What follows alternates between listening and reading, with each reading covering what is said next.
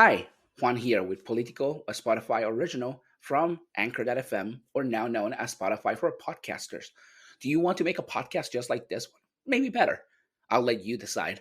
It's easy and as simple, literally at your fingertips. If you go to your app store, you can download Spotify for podcasters, or you can visit the web browser at podcasters.spotify.com to start a free account today.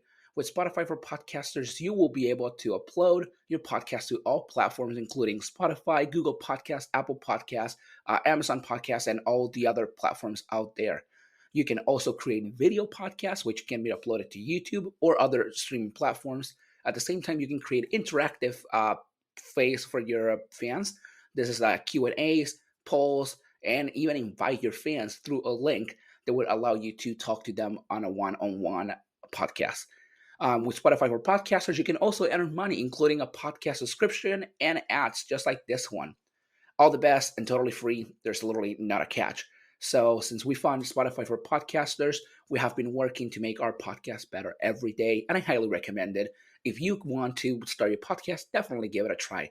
Download Spotify for podcasters, the app, or go to www.spotify.com/podcasters to get started today. Well, hello, everybody, and welcome to the first episode of Político. This is a podcast original from Spotify and Anchor.fm. I am here today with Tawayne, McGee, and Vanessa. Would you both like to introduce yourselves and tell me a little bit about yourselves? Good evening. My name is Tawayne McGee. I'm a human rights activist, nonpartisan, former candidate for Cleveland City Council in 2021 for Slavic Village, mostly known for Ward 12, and former precinct committeeman from 2018 to 2022. Thank you. Hello, I'm Vanessa Jones, and I have a degree in sociology, focus in psychology, and mother, grandmother, friend, and Democrat, liberal activist with these young people here. And I just want to see progress and change in society to benefit my legacy and their legacy. So this first episode, I wanted to make it on something that is happening in 2023, abortion rights.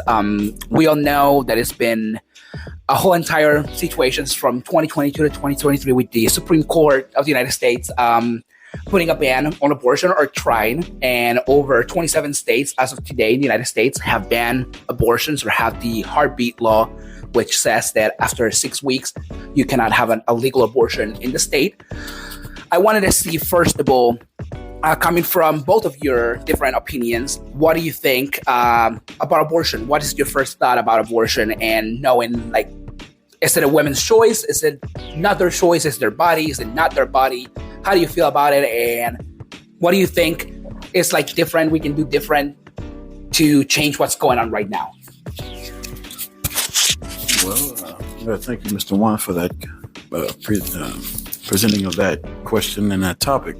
Well, me as a man, I do have my opinion about abortion rights, but also I do have my political opinion, both different as well. But on the professional level, political level, I do feel that women have the right to choose what to do with their bodies.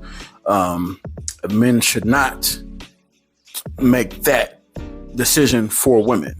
Women should have the right and to continue to have that right to choose what to do with their bodies. I agree with you, Mr. McGee. As a woman, as a mother and a grandmother, and now a great-grandmother, but I've been in situations with, I'm going to say this, I've been with females I've went to, you two don't know this, I've been to abortion clinics with women that were my friends. And sometimes there's situations such as rape, such as a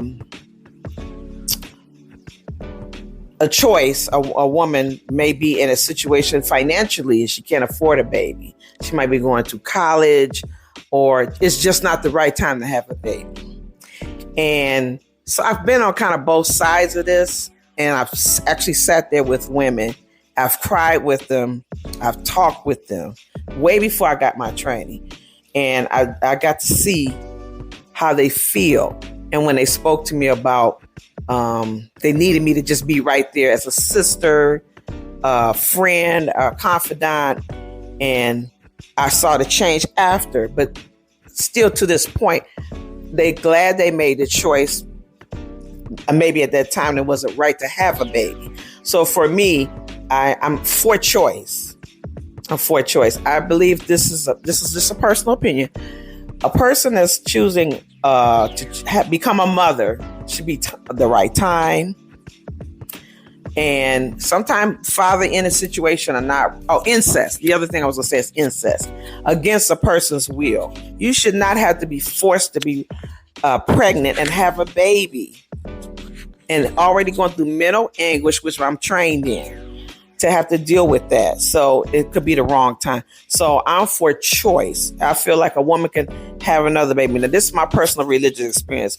When a soul is taken or gone, like a miscarriage, I think that the baby, when the time is right, the creator will, this is my personal opinion, my interfaith, I believe the soul will come back when it's time for the mother to have another baby.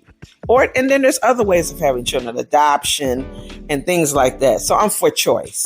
But seeing all of the sides of this, I am truly for choice. Women have gone through the first, second, and third wave of women's rights. So in this age of technology, I really believe we have choices. No one should force us to say, for a religious view, that's their view, that we have to have a baby, that we're not financially, physically, emotionally, mentally ready for. It's not fair. So let that person, their physician, and their belief system and their higher power, let them make that decision on their own. Absolutely agree with both of your opinions here. Myself as a pro-choice individual, and I think that, it's the women's choice, and we men have no opinion whatsoever in a situation like this, since we're not the one caring for 9 months and having to take care of a kid, which on a daily basis become more expensive with this country's inflation and everything. Mm-hmm. With that, I wanted to ask another question, which is related to the first question. I think you both give me kind of an answer, but an extended answer. The Roe v. Wade has been overturned because they claim that it is health reasons, but as we know, it's just political agendas behind with Christianity, which brings their theocracy under religious beliefs. And people like the president who say that they are against this, refuse to use terms such as an abortion, and they have not used as of today in their political campaigns the term abortion because they think it's against their religion. Do you think it is okay to mix religion with personal business, or religion with state business, referring to politics or public serving? So, in better words, separation of church and state. Do you think there should be a separation, or do you think the church or state should be together working as one? Well, as for politics and religion, I grew up with a saying that you should not mix politics with religion. It is a bad mixture. As I continue to live in this world, I still believe that politics and religion should not be a mixture. You can believe you can believe in whatever you want on both sides of the aisle. And if you want to mix them together, then that is your choice. But as in for me, as a human being, politics and religion should not be mixed. I'm going to piggyback on that. I agree with that. I had training in theology, psychology, and sociology. But the human experience of being with another human in times of choices, when you're not ready, like I said, when you've been molested or you've been raped, just different things happen to people. So your religious experience is a personal one, and you and your creator decide together. And if you feel you need to see your physician to have the baby or to not, you need to have that choice. And I wouldn't want, I'm a mother too, grandmother. I wouldn't want nobody to make a choice for me and I would have a baby that I was forced to have and I wasn't ready. This is the reason in my training that a lot of abuses happen to babies. I've heard personally, I have all kinds of friends that I grew up with all the way to my age where I'm at now. They didn't want to have a child and they mistreated a child. They really need mental health care. But they'll say, I didn't want to have this baby. it was an accident or was unplanned. But I always tell them God's plan, if the baby's supposed to be here, whatever time it happens, it's supposed to be here.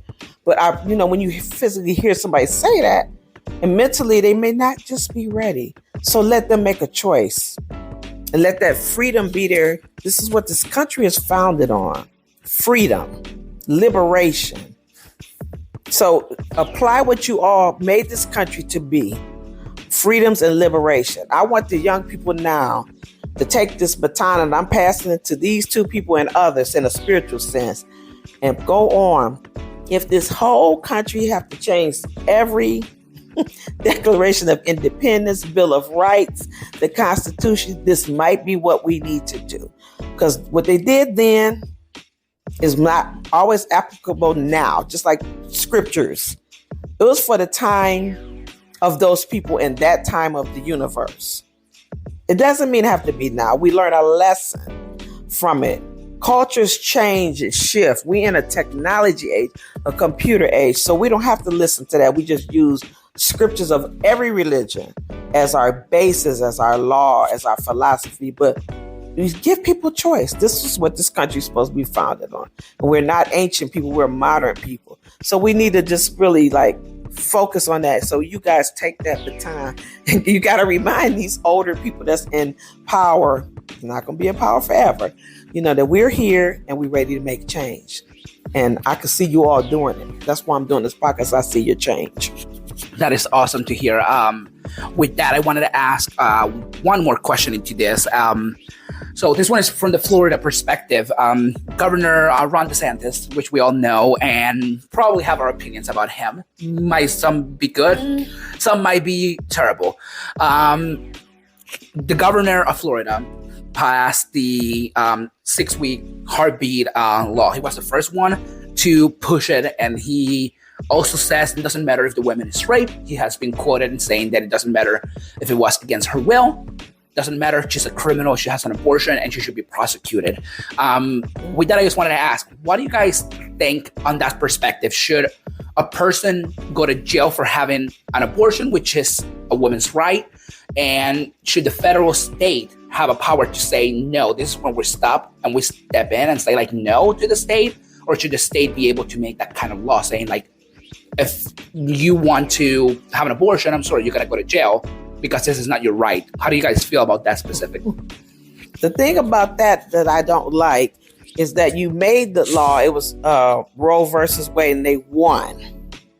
First of all, a man has no right to say unless he is a victim of a rape, of an incest, or unplanned pregnancy, and he's carrying this baby for 9 months. He says he's going to take care of this baby for 18 plus years, because it's always more than 18 years. You're not carrying this baby. Okay, let's put that first. These men are not, and I'm glad you guys are with it, not carrying a baby. You have hormones that's going bananas in your body, and everybody that knows anybody that has a pregnancy, a woman's whole life trajectory completely changes. Then if it's a baby she don't want, you got mental illness is going to kick 100% in. Okay, now I'm in sociology, social work. The money is not there from the government to take care of mothers and fathers who are not prepared to be parents. We need to have a program. If y'all going to make this law and we lose, are y'all going to have money in the system for new fathers, new mothers, pregnant mothers to teach them parenting classes? My generation, I didn't have parenting because I just was blessed to have a connected family of my circle, my biological, and my church and my community. This is not happening now this day and age. The families are broken apart. People doing whatever they want and however, and they, children are growing up with children. So there's no older generation that's given that foundation anymore. So now we're going to have a broken system that's going to be worse than it ever been. If this law fails and these women have to have babies that they don't want, horrible things are going to happen. Women are going to do crazy stuff. They're going to go back to the old ways. And I don't even want to discuss the way, brutal ways women was doing to not have a baby they didn't want or wasn't ready for. We don't want to go back. We're not those people. We need to be modern people, open mind about religion, and not use religion to whoop people. We need to have love and support and just say, it's your personal choice. My religion shouldn't affect my law about this for you. This is your personal journey. So I don't know. I just don't feel good about this at all. I don't think it's going to work out good if we lose. But the issue 1, yes or no, if we lose, I'm serious. I don't think it's going to be good. I don't. Well, I think Miss Vanessa summed it up better than I could. I'm not a woman. I don't know how it feels like to carry the child as a man and all that until us men are able to physically hold a child and give birth to a child as well as that. Then we can provide answers to those types of questions that the women can have answered and still have continued to answer. But until then, well, Vanessa sums it up better than I could. So there you go. Absolutely. I think you both have been great at answering this amazing questions in this topic. Thank you both first for answering in a very respectful manner, even if you might have a different opinion than the other. I think, as Vanessa said, here in Ohio, we're having issue 1 with just trying to pass and put a 60% of the vote instead of the majority. If 60% vote yes and the rest votes no, doesn't matter. 60% vote yes, that means that they will pass it, and that's what they're trying to do. And this is our Congress and our Senate is trying to do this just to make it where abortion rights and LGBT rights are taken away. I think this will be a good episode for next, talking about issue 1 for sure in the future. And all that, I just wanted to check before we finish the podcast over here. Do you guys want to add anything else that I didn't ask? Do you guys want to add any other message to this episode so people can hear any personal stories related to this topic, or anything you'd like to brought in for the listeners and the audience? All I want to say is it's time to really get out and vote. There's no playing around. This is a very, very serious issue. It affects our legacies. The ones of my age, I'm a baby boomer. It's affecting our legacy. And we want our children to have a choice. Our sons and our daughters. Because boys have things happen to them too. But I'm just saying we don't want to force a young man to be a father. He's not ready. He's not financially ready. He's not mentally ready. He's not physically ready.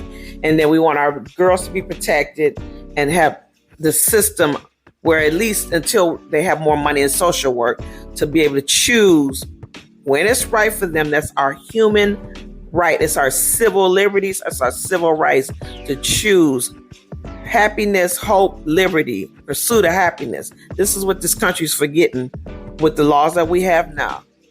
That's what the president said, and he made that into law at that time. So we need to remember our civil liberties. Everyone deserves that chance, that choice. I don't want to take it from me, and I don't want my legacy and all the other young people in this country. I want you to have a choice. If you don't want to have a baby and you're not ready, I understand. Like I said, I've been on both sides of this, so I understand. So that's my message: is choice. We need choice. All right. With that, we're coming to a conclusion on this podcast, on this specific episode.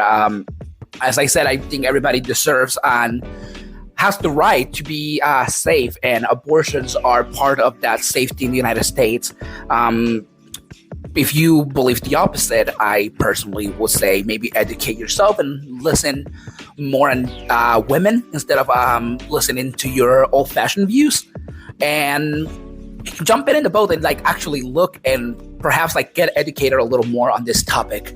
With that said, thank you for all the listeners that are listening. Again, Político is a Spotify original from Anchor.fm, and we will catch you on the next episode.